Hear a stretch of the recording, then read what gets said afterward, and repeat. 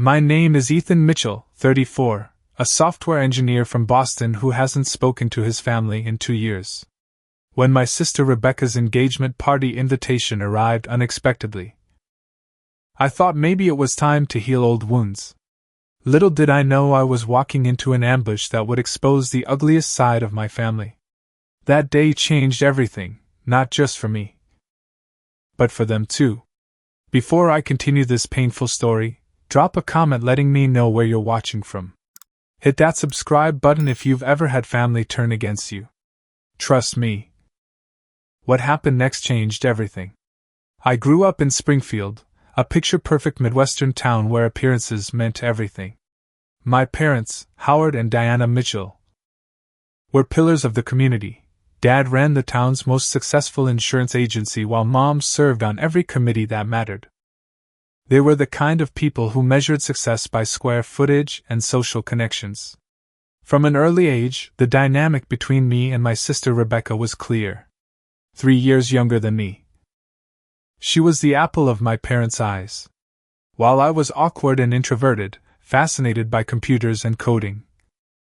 Rebecca was the social butterfly who brought home perfect report cards and captained the cheerleading squad. My parents never missed her events, but somehow always had important meetings during my academic competitions. "Ethan, why can't you be more like your sister?" became the unofficial family motto. Not that Rebecca was perfect, she just perfected the art of appearing perfect when our parents were watching. Things took an interesting turn when I was 16. I developed an inventory management software for a school project that caught the attention of a local business owner.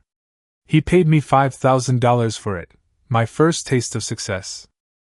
While my parents acknowledged it with obligatory pride, I could sense their discomfort. My achievement didn't fit their traditional definition of success. "Computers are fine as a hobby, Ethan, but you need a real career," my father would say, pushing college brochures for business schools across the dinner table. By the time I graduated high school, I had saved enough from freelance programming to consider alternatives to the college path my parents had mapped out. When I announced my intention to move to Boston and join a tech startup instead of attending the state university's business program, the real trouble began. "You're throwing your life away on a pipe dream," Dad thundered during our most heated argument. "No son of mine is going to be some computer geek living in his parents' basement at 30. The irony, of course, was that I was trying to avoid exactly that. Rebecca, always the pragmatist, sided with our parents. "Ethan, why do you always have to be difficult? Just do what they want. It's easier." I left anyway. The first few years were tough: ramen noodles, shared apartments, and 70-hour work weeks. The startup eventually failed, but the connections I made led me to found my own company developing security software. By 28, I was running a successful business with 30 employees and contracts with several Fortune 500 companies. My success should have vindicated my choices, but it only seemed to deepen the rift with my family. My parents would mention my achievements to their friends, but always with qualifiers. "Ethan's doing well with his computer thing."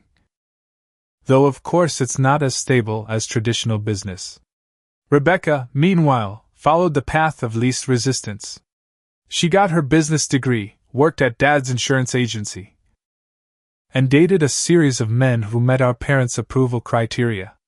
When she got engaged to Garrett Wilson, heir to the Wilson Financial Group, my parents were ecstatic. Garrett represented everything they valued: local prominence, old money, and traditional success. Our relationship had deteriorated to holiday phone calls and occasional emails when the invitation arrived. Rebecca's engagement party at the Springfield Country Club, the social event of the season. I was surprised to be invited at all, given our strained relationship.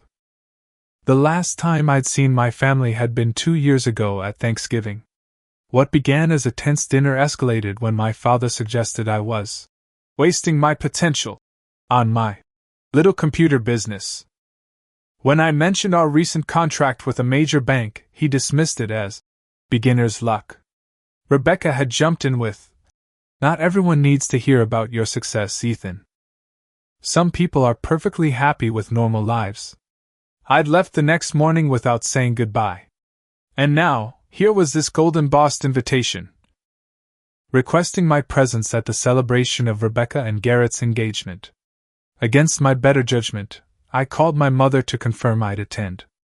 "Oh, Ethan, that's wonderful," she said, her voice carrying that familiar false brightness. "Rebecca will be so pleased. We've all missed you." Something in her tone didn't ring true, but I ignored the warning bells. Maybe this was an olive branch. Maybe after seeing my sustained success, they were finally ready to accept my choices. Maybe I was finally being welcomed back into the fold. I couldn't have been more wrong. Landing at Springfield Regional Airport felt like stepping back in time. Nothing had changed, the same faded carpeting, the same local businesses advertising on overhead banners, even the same elderly man selling newspapers near the baggage claim. But I had changed, and I felt it acutely as I collected my rental car. I'd booked a room at the Hartwell Hotel downtown rather than staying at my parents' house. The decision had been partly practical. I needed space to work remotely, but mostly self-protective. The thought of sleeping in my childhood bedroom, surrounded by the remnants of a life I'd left behind, felt suffocating. My phone rang as I was checking into the hotel. My mother's name flashed on the screen. "Ethan, darling, I just heard from Becky that you've arrived," she said. My sister had obviously spotted my check-in on social media. Small towns. "Just got in," I confirmed, setting my laptop bag on the hotel bed. "I thought I'd get settled before reaching out." "Well, we expected you'd stay here with family. Your old room is all made up." The criticism was thinly veiled. "Thanks, Mom, but I've got work calls early tomorrow. Didn't want to disturb anyone." A delicate sniff came through the line. "I see. Well, we're having a small family dinner tonight. Just immediate family before tomorrow's big event. 7 o'clock. I agreed to be there, ending the call with a growing sense of dread. One night, I told myself. Get through one night of family dinner, then the engagement party tomorrow, and I could be on a plane back to Boston by tomorrow night. After a quick shower, I headed to Westfield Mall to find an engagement gift. I settled on an expensive crystal vase from the department store, elegant, impersonal, and appropriate. As I waited for the gift wrapping, I rehearsed potential responses to inevitable questions and criticisms. When Dad asks about my company's financial stability, we're growing steadily, actually just secured Series B funding. No defensiveness, just facts. When Mom asks about my personal life, I'm focusing on the business right now, but yes, I date occasionally. No need to mention Catherine, my on-again off-again relationship that had recently moved into off territory. When Rebecca makes a backhanded comment about my lifestyle, deep breath, smile, redirect. "Tell me more about your wedding plans." I was so absorbed in my mental preparations that I almost missed Jackson Palmer calling my name. My closest friend from high school stood by the food court, waving enthusiastically. "Ethan Mitchell, as I live and breathe. The prodigal son returns." Jackson looked essentially the same, a bit thicker around the middle, less hair on top, but the same easy smile and genuine warmth that had made him my only real ally growing up. "Coffee?" he suggested, and minutes later we were catching up over overpriced lattes. "So you're here for Becky's big engagement," Jackson said, stirring his drink. "Surprised you came, honestly." I shrugged. "Family obligation. I'll make an appearance and be gone before anyone can start a real fight." Jackson's expression turned serious. "Listen, man, I don't want to stir up trouble, but there's some weird stuff going on with Garrett's business. My cousin works for Wilson Financial, and he says they've been making some questionable investments lately. Just be careful." "Careful of what?" "Rebecca's been telling everyone you're jealous of her engagement. And your parents." He trailed off. "What about my parents?" Jackson looked uncomfortable. "They've been investing heavily in Wilson Financial," like retirement fund heavily. A cold feeling settled in my stomach. Why would they do that? Dad's always been conservative with investments. Garrett's promising returns that seemed too good to be true. And Jackson hesitated again. And what, Jackson? And he's been asking a lot of questions about you and your company. Not casual conversation either. He seems fixated. On the drive to my parents' house, Jackson's warnings echoed in my head. When I stopped at a red light, I did a quick search on my phone for Wilson Financial Group. The company website looked professional enough, but a deeper dive showed they'd only been in business for 3 years. For a supposedly established firm with old money backing, that seemed odd. Even stranger, when I searched for connections between Garrett Wilson and my industry. I found a LinkedIn profile for a Malcolm Reed, Wilson Financial's VP of Operations, who had previously worked for TechVault, my company's main competitor, and the firm that had tried to steal our encryption algorithm last year. The coincidence seemed too perfect. As I pulled into my parents' driveway, I felt like I was walking into something much more complicated than family tension. The Springfield Country Club hadn't changed since the last time I'd been dragged there for a family function, all dark wood paneling, oil paintings of founding members, and that distinct smell of old money trying desperately to remain relevant. I straightened my tie, tucked the wrapped gift under my arm, and headed inside. The previous night's family dinner had been mercifully brief, stilted conversation, my father's pointed questions about my computer hobby, and Rebecca's carefully orchestrated display of engagement bliss. I'd escaped after dessert, pleading work commitments. Now, as I entered the ballroom, I scanned the crowd for familiar faces. The room was filled with Springfield's elite, doctors, lawyers, old business families who'd known each other for generations. I felt immediately out of place despite my tailored suit and successful career. In their eyes, I'd always be the Mitchell boy who didn't know his place. My mother spotted me first, waving with exaggerated enthusiasm from across the room. She air-kissed my cheeks, her grip on my arm just a bit too tight. "Ethan, darling, you're finally here. Everyone's been asking about you." "Have they?" I doubted that very much. "Of course. Our son, the tech entrepreneur. We're so proud." The words sounded rehearsed, her smile not quite reaching her eyes. My father approached, champagne glass in hand. "Son." He offered a firm handshake. "Good of you to make time for your sister's special day." The implied criticism wasn't lost on me. "Wouldn't miss it, Dad." Before he could respond, Rebecca appeared in a flurry of white silk and perfume, Garrett Wilson at her side. My sister looked beautiful, I had to admit, radiant in her expensive dress, her engagement ring catching the light with every gesture.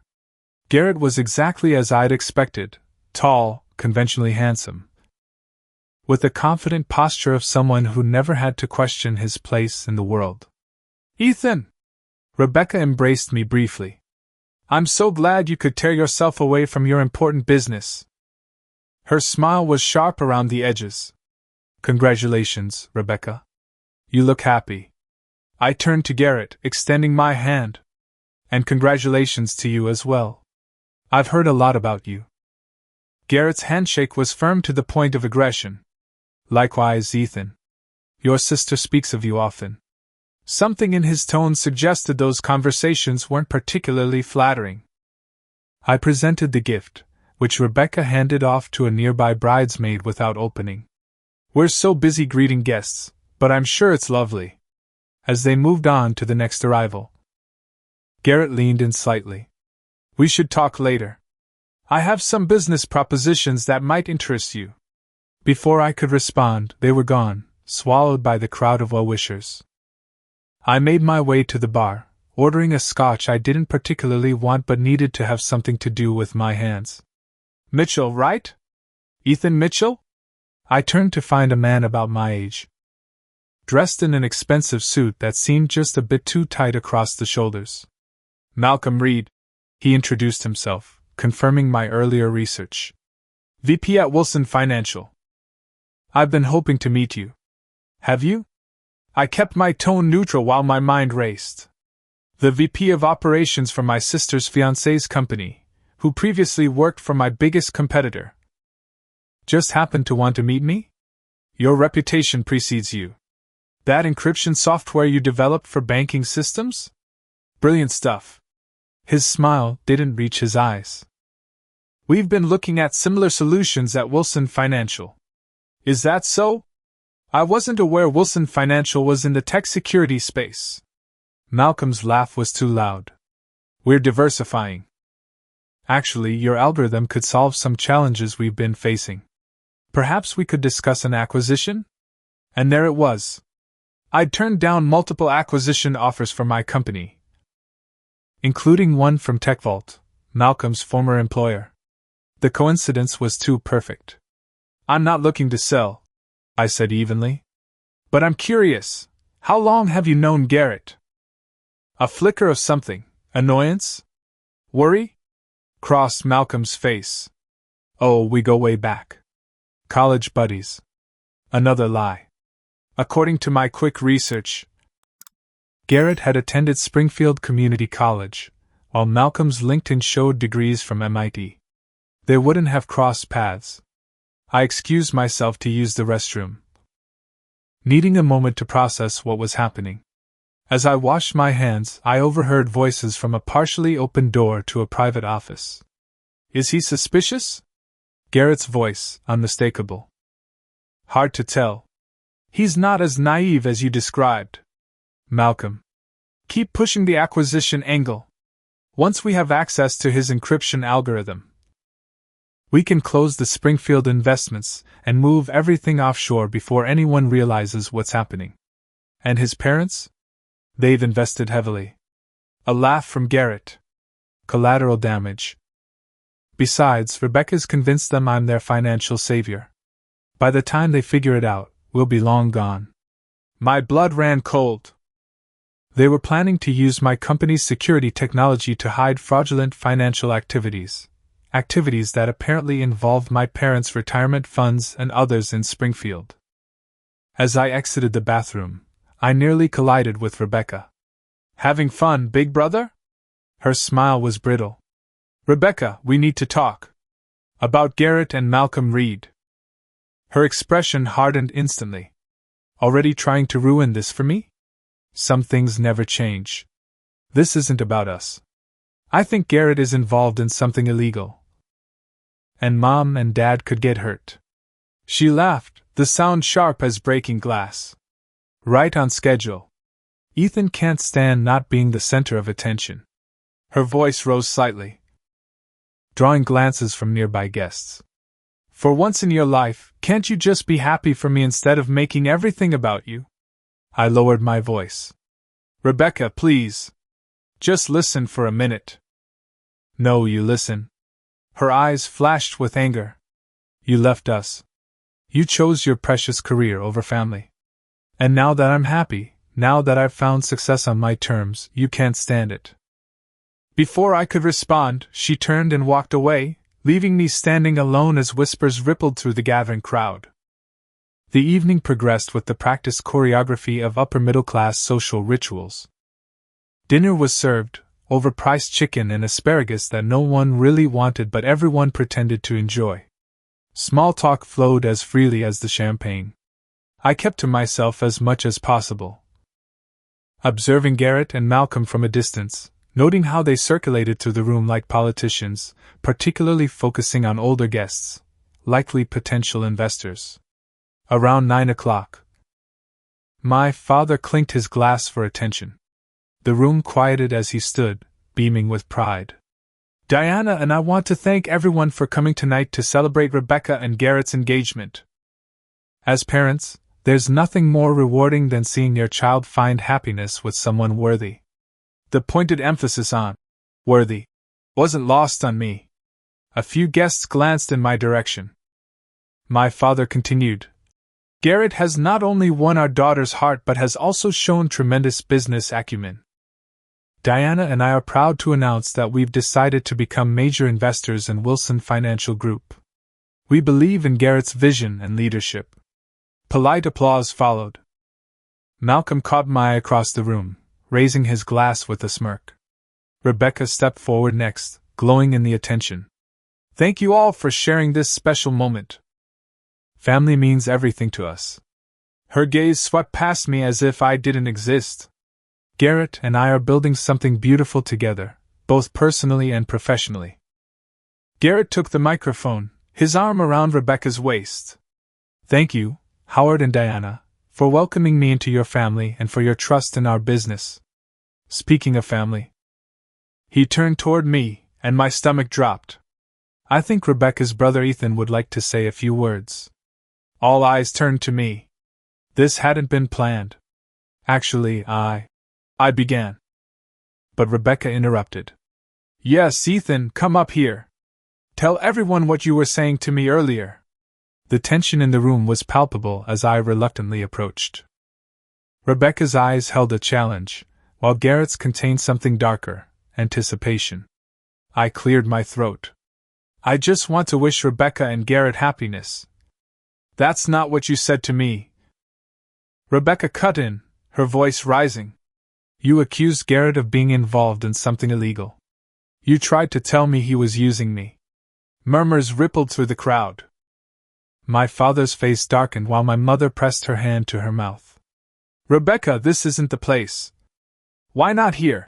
She demanded. In front of everyone who matters to me? The people you abandoned for your precious career? I didn't abandon anyone, I said, keeping my voice level. I chose a different path. A path that made you think you're better than all of us. She snapped. And now you can't stand that I'm successful too, that Garrett and I have built something real while you hide behind computer screens. I noticed Malcolm circulating through the crowd, whispering to people as Rebecca continued her tirade. You know what your problem is, Ethan? You've always been jealous of me. Of the relationship I have with Mom and Dad. And now you're trying to sabotage the most important day of my life with your paranoid accusations. Rebecca, please. My mother tried to intervene. No, Mom, he needs to hear this. Rebecca's voice rose to a near shout. Ever since Garrett told me he turned down Ethan's attempt to get him to invest in his failing company. He's been out to get us. The lie hit me like a physical blow. I'd never approached Garrett for investment. That's not true, I said firmly. I've never spoken to Garrett about my company until today, when his VP approached me. Rebecca's laugh was bitter. Still lying. Garrett showed me the emails, Ethan. You begged him for money 3 months ago, claiming your company was about to go under. The fabrication was so complete, so detailed, that several guests were nodding along, accepting it as truth. There were no emails, I insisted, looking around the room, suddenly aware I was losing this battle. My company is doing very well. We just secured major funding. Stop it! Rebecca's voice cracked with emotion that seemed almost genuine. Just stop lying. You couldn't stand that I found someone successful, someone Mom and Dad approve of. So you invented this conspiracy theory about Garrett being involved in fraud. My father stepped forward then, his face flushed with anger. Is this true, Ethan? You accused Garrett of fraud? Before I could answer, Malcolm spoke up from the crowd. He approached me in the bathroom, sir. Tried to tell me Garrett was running some kind of Ponzi scheme. Said we were targeting your investments specifically. The room erupted in shocked whispers. My mother's face had gone pale. That's not what happened, I said. But my voice was drowned out as Rebecca reached her crescendo. You don't belong here. Go away, she screamed, tears streaming down her face. You're trying to destroy everything I've built. You've always tried to ruin my life. To my shock, my father began to applaud, slowly and deliberately. My mother joined him a moment later. Then others followed, Garrett's family, family friends, business associates, a room full of people applauding my public humiliation. I think you should leave, my father said, his voice cold with finality. I looked around the room, at the faces of people who'd known me since childhood, all turned against me. At Malcolm's satisfied smirk. At Garrett's arm around my sister's shoulders. At my parents. Standing in solidarity with the lie. I could have fought back. Could have created a scene, demanded evidence of these fabricated emails, pointed out the inconsistencies in their story. But in that moment, surrounded by hostility, I chose dignity instead. "Congratulations on your engagement," I said quietly, placing my untouched champagne glass on a nearby table. Then I walked out. The weight of dozens of stares on my back, the sound of murmured conversations following me into the night. The drive back to my hotel passed in a blur. My hands gripped the steering wheel so tightly my knuckles turned white, but I barely registered the physical sensation. The public humiliation replayed in my mind on endless loop, Rebecca's accusations, my parents' betrayal, the roomful of people I'd known since childhood applauding my shame. By the time I reached my hotel room, my phone was already blowing up. 37 missed calls. 62 text messages. Most from extended family and old acquaintances. Ranging from concern to condemning. A sampling. "How could you try to ruin Rebecca's engagement party? Thought you were better than that. Always knew you were jealous of your sister. But this is a new low. Your parents are devastated. Hope you're happy." I silenced my phone and sank onto the bed, the adrenaline crash hitting me hard. For a brief moment, I considered packing my bags and catching the first flight back to Boston. Let them believe whatever they wanted. I had a successful life waiting for me. Far from Springfield and its small-town politics. But something didn't add up. The coordination of the attack, the specific lie about me approaching Garrett for investment. Malcolm's immediate backup of Rebecca's story, it was too perfect, too rehearsed. And what about the conversation I'd overheard between Garrett and Malcolm? They were planning something that involved my parents' money and my company's technology. I couldn't walk away. Not yet. My phone buzzed again. "Jackson." I answered on the second ring. "Dude. What the hell happened? I'm hearing all kinds of crazy stories." I gave him the abbreviated version, ending with the overheard conversation between Garrett and Malcolm. "I knew something was off with that guy," Jackson said. "Listen, my cousin Ben might have more info about Wilson Financial. He's been uncomfortable with some of their practices. Can you meet us tomorrow morning? Early before you head back to Boston? We arranged to meet at a diner outside town at 7 a.m. By that point, my phone showed 99 missed calls and over 100 messages. I turned it off completely and tried to sleep, managing only a few restless hours before my alarm jolted me awake. The Sunrise Diner was nearly empty when I arrived. Jackson and his cousin Ben were already there, huddled over coffee in a corner booth. Ben looked nervous, constantly glancing toward the door. "What I'm about to tell you could get me fired," Ben began without preamble. "Wilson Financial isn't what it seems. They've been promising investors returns of 18 to 20% annually, which is impossible in today's market without extreme risk. My parents invested with them," I said. "Heavily, from what I gather." Ben nodded grimly. "Along with half the town's elite. The Petersons, the Garcias, the Wilsons, they've all bought in. But here's the thing, I work in their accounting department, and the numbers don't add up. Money comes in from new investors. And that's what funds the returns for earlier investors. A classic Ponzi scheme," I said, the sick feeling in my stomach intensifying. "Exactly. And recently, they'd been looking for a way to move money offshore quickly. That's where I think your company comes in." Ben slid a folder across the table. "This is what I could safely copy without raising flags. It's a proposal for acquiring a security technology company with advanced encryption capabilities. The proposal outlined plans to purchase my company, Ethantech Security, for 3 times its market value, an offer no rational businessman would refuse. But the real purpose was buried in the technical specifications. They needed my banking encryption algorithm to create backdoors in their financial transfers, allowing them to move investor funds internationally without triggering regulatory oversight. They're planning to clean out the accounts and disappear, Jackson said. And they've set you up perfectly. If you'd warned your family, you look like the jealous brother Rebecca painted you as.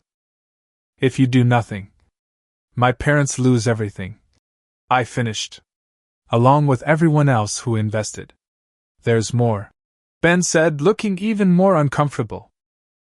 I heard Garrett talking to Malcolm yesterday before the party. The wedding to your sister? It's not happening. Once the money's moved, Garrett plans to break off the engagement, claiming irreconcilable differences. He'll be in South America by then. The full picture finally came into focus. Rebecca wasn't just collateral damage, she was another victim. Manipulated by Garrett to gain access to my parents and their social circle. Her hostility toward me had been weaponized, used to discredit any warning I might offer. I need to stop them, I said, my resolve hardening. But no one will believe me after last night. Not without proof, Jackson agreed. I looked at the documents Ben had provided. They were damning but not conclusive, enough to raise questions but not enough to convince people who'd been thoroughly charmed by Garrett and Malcolm. I need more, I said. Ben, can you get me access to their office? Just for an hour? Ben paled. That's asking a lot, man. I know. But it's not just my family at stake here. How many retirees have invested their life savings? After some hesitation, Ben agreed to help. He could get me in that night after everyone left, giving me access to the file server for 1 hour. It wasn't much time, but it would have to be enough. I spent the day in my hotel room, researching Wilson Financial more thoroughly and developing a plan.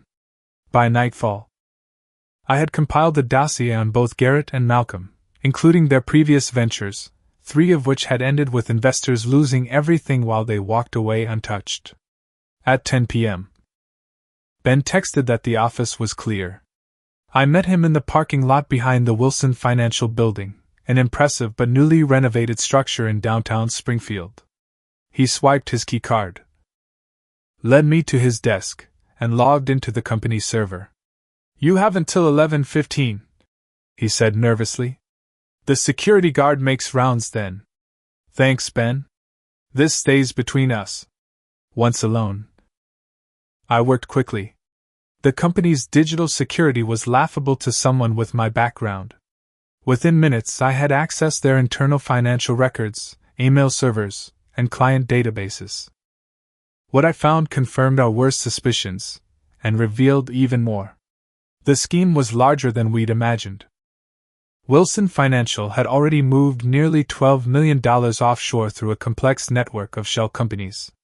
My parents had invested $850,000, their entire retirement fund. Rebecca herself had invested $200,000, money she'd inherited from our grandmother. But the most damning evidence came from Garrett's emails to Malcolm. Messages discussing the Springfield marks and how to bleed the Mitchell family connection for all it's worth. Detailed plans for their exit strategy, including fake identities already established in Argentina. And worst of all, emails explicitly discussing how to use Rebecca and then discard her once they had what they needed. I downloaded everything, encrypted it, and sent copies to my secure server in Boston. Then I carefully covered my digital tracks and met Ben in the parking lot.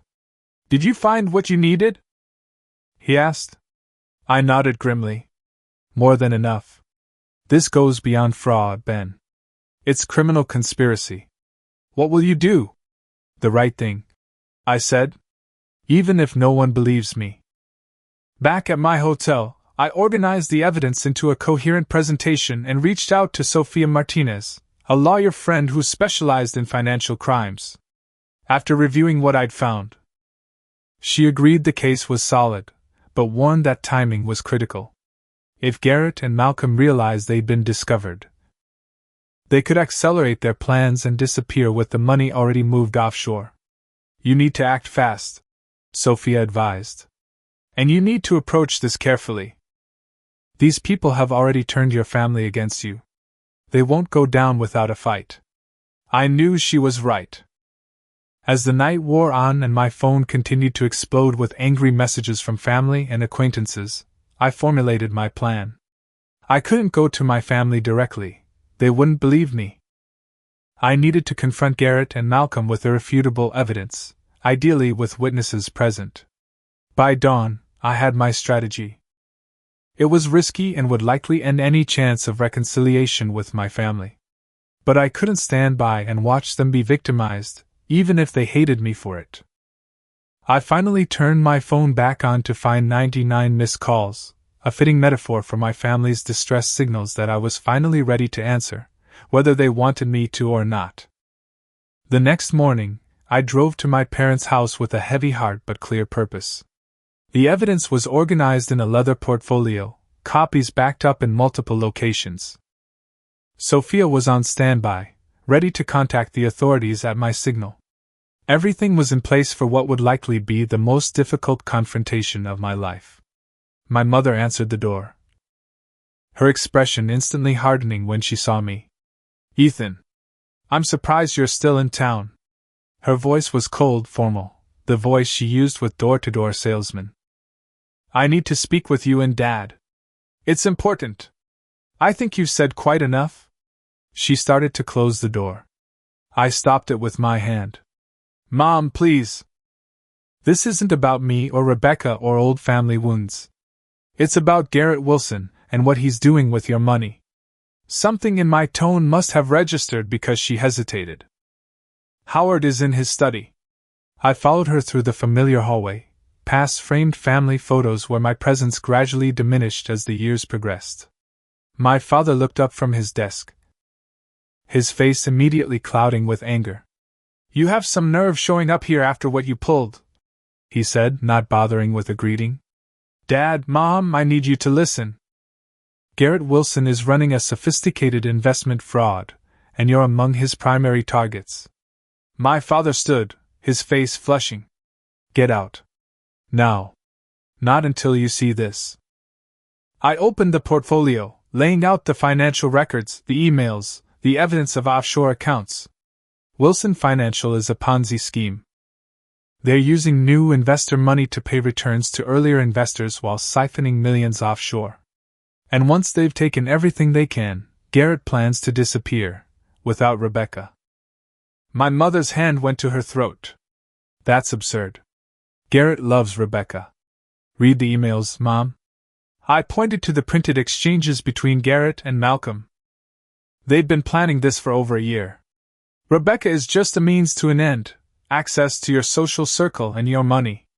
My father snatched one of the papers, scanning it with growing disbelief. "This could be fabricated. You work with computers. You could have created all of this. Why would I do that? What could I possibly gain? Attention. Revenge. You've always resented Rebecca's success." I took a deep breath, fighting to keep my composure. "Dad, you invested $850,000 with Wilson Financial. Your entire retirement fund.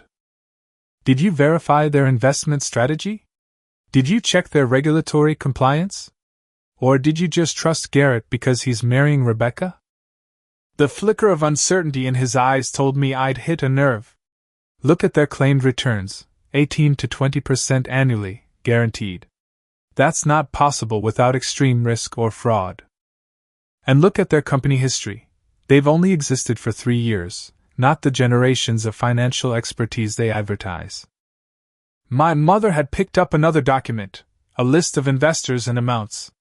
Her face paled as she recognized names. "The Hendersons? The Garcias? They've all invested?" "Nearly everyone in your social circle. That's why Garrett targeted Rebecca, to gain access to all of you." The front door opened and closed, followed by Rebecca's voice. "Mom? Dad? Is that Ethan's car outside?" She appeared in the doorway, stopping short when she saw me. "What is he doing here? Spreading more lies?" my father said, but with less conviction than before. Rebecca saw the documents spread across the desk. "What is all this?" Evidence that your fiancé is running a massive financial fraud, I said directly. And that he's planning to leave you once he's cleaned out everyone's accounts. You're pathetic, she spat.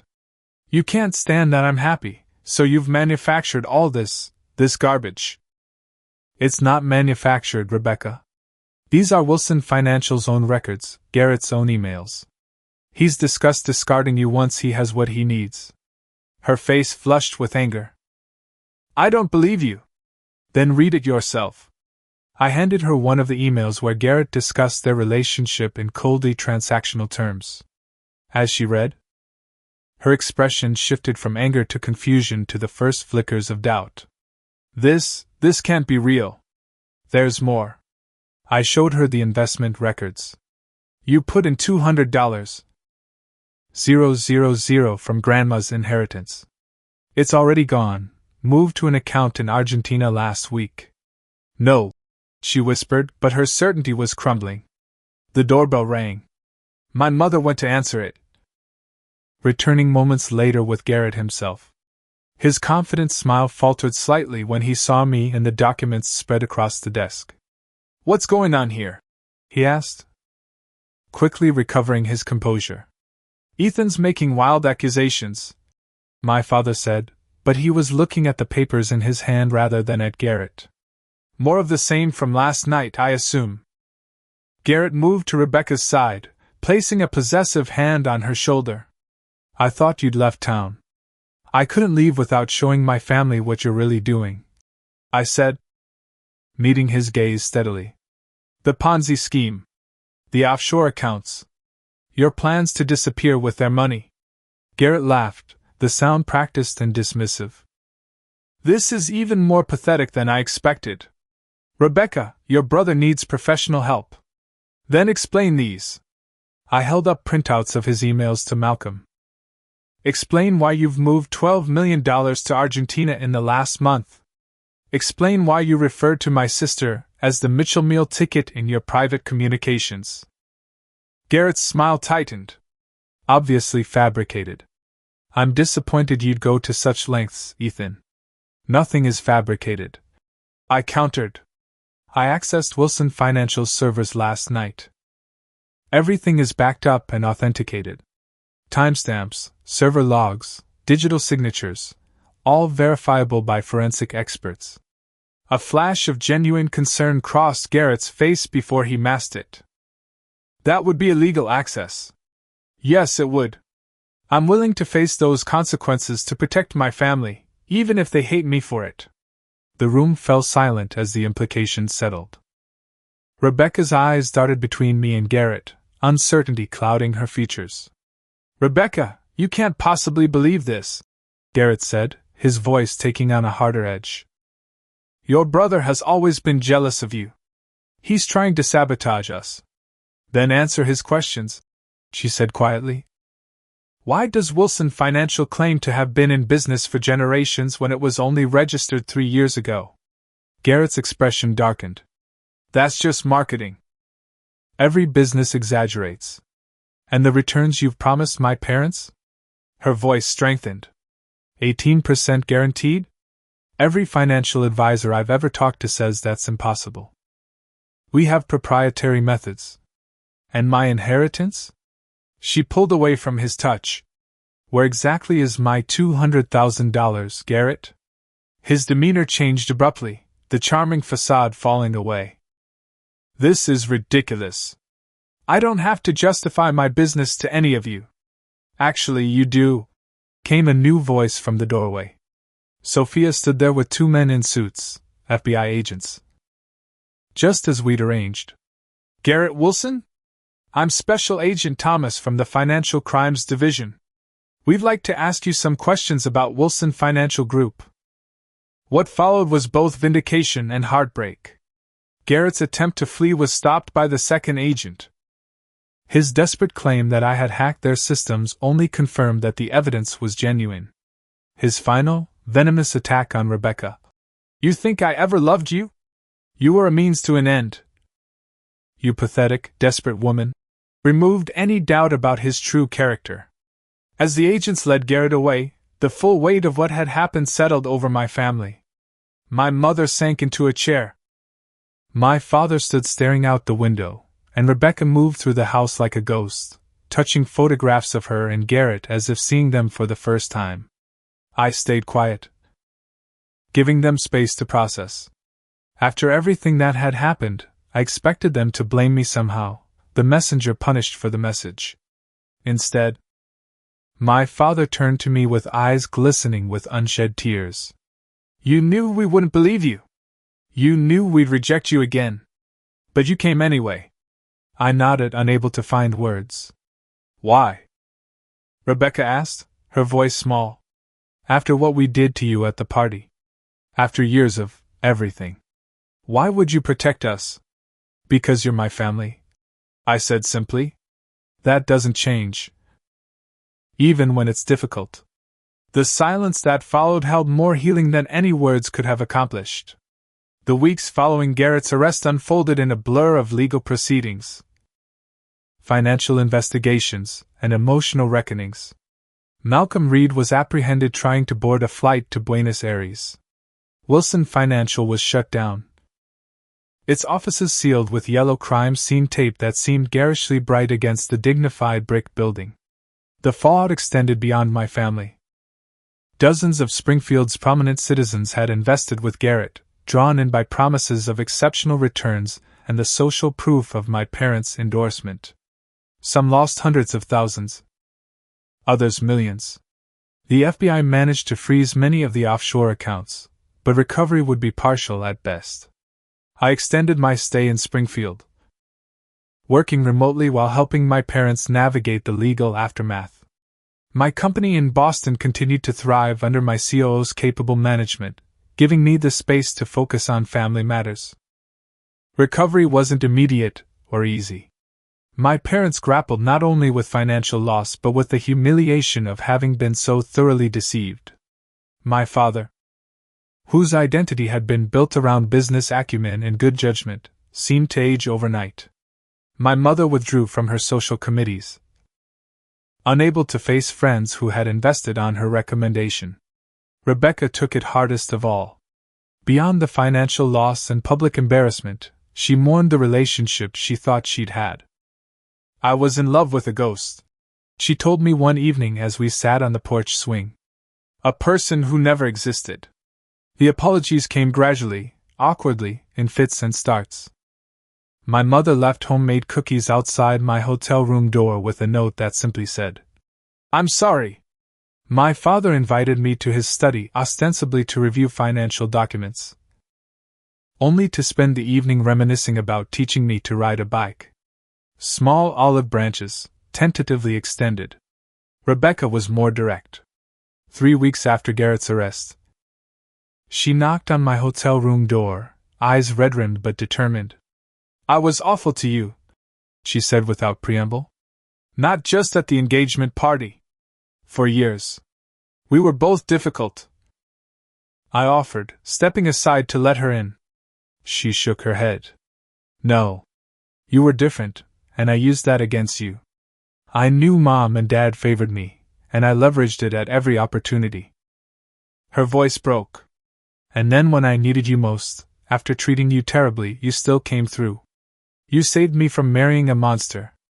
I didn't know what to say, so I simply hugged her, our first genuine embrace in perhaps a decade. "I don't expect forgiveness," she continued, "but I need you to know that I see it now. All of it. And I'm so sorry, Ethan." The healing continued in small increments. My parents managed to recover about 60% of their investment through the FBI's asset seizure process. It wasn't everything, but it was enough to secure their retirement with some adjustments to their plans. My father, humbled by the experience, asked for my advice on restructuring their finances, a gesture of respect that meant more than any verbal apology. A month into my stay, my mother broached the subject we'd all been dancing around. "We'd love it if you moved back to Springfield," she said over dinner. "Your old room is still there. Or we could help you find a house nearby." I looked around the table, at my father, attempting casualness while clearly invested in my answer, at Rebecca, who had started therapy and was slowly rebuilding her confidence, at my mother, trying so hard to make amends for years of favoritism and dismissal. I appreciate that, I said carefully. But my life is in Boston. My company, my friends. My condo with the view of the harbor I worked so hard for. Disappointment flickered across their faces, but they nodded in understanding. But, I continued, Boston is only a 2-hour flight. I could come home for weekends sometimes. And you could visit me. See what my life is actually like instead of what you imagine it to be. We'd like that, my father said, his voice gruff with emotion. And maybe, I added, we could all try something new, accepting each other as we are, not as we wish each other to be. It wasn't the Hallmark movie ending. The fractures in our family wouldn't heal overnight. Trust, once broken, could only be rebuilt through consistent action over time. But it was a beginning, tentative and fragile, but real.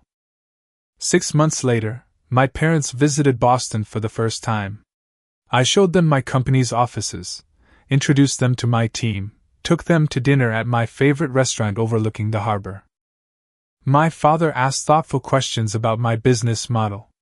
My mother didn't once mention eligible women in my zip code. Small victories. A year after Garrett's arrest, we gathered for Thanksgiving at my parents' house. Rebecca brought her new boyfriend, a local teacher she'd known since high school, kind and unpretentious. My parents had downsized to a smaller house, less about status and more about comfort. As we sat around the table, I noticed how much had changed. The competition between Rebecca and me had mellowed into mutual respect. My parents listened more than they lectured. We'd all grown through the painful experience, more authentic, more compassionate, more willing to accept each other's differences. I'd like to propose a toast, my father said, raising his glass. To family, not the perfect image of family we pretend to be, but the imperfect, real family we actually are. We clinked glasses, the simple gesture symbolizing how far we'd come. The wounds hadn't disappeared, but they'd scarred over, becoming part of our shared history rather than open sources of pain. Family, I'd learned, isn't always about blood or shared last names. It's about who stands by you when it matters, and sometimes, more importantly, who comes back after walking away. It's about forgiveness without forgetting, about building new connections atop old foundations. As we finished our meal and moved to the living room for coffee and dessert, I looked around at these people who had hurt me and whom I had hurt in return. Perfect? Far from it. Worth fighting for? Absolutely. So what about you? Has your family ever tested your limits? Have you had to choose between walking away forever or fighting for relationships that seem broken beyond repair? Drop a comment below and share your story. And if this resonated with you, please hit that like button and subscribe to hear more stories about navigating the complicated terrain of family relationships. Life rarely gives us perfect endings, but sometimes the messy, imperfect ones are more valuable than we realize. Thank you for listening, and remember, sometimes the hardest people to love are the ones who need it most.